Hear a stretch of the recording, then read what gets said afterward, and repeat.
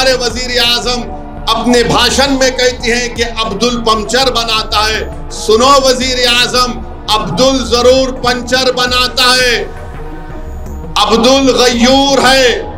और अब्दुल आपके दोस्त मिस्टर मुकेश की तरह एक यतीम खाने पर अपना महल तामीर नहीं किया जो आपके दोस्त ने मुंबई में तामीर किया था। अब्दुल जरूर पंचर बनाता है, मगर अब्दुल किसी की जमीन पर अपना घर नहीं बनाता। और प्रधानमंत्री कहते हैं कि अब्दुल गरीब है। अरे प्रधानमंत्री, गरीब तो अब्दुल के साथ राम भी है।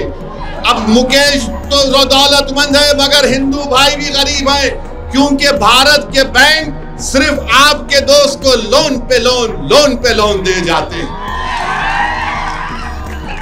आप बताइए, अब्दुल पंचर बनाता है और प्रधानमंत्री बोलते गरीब है।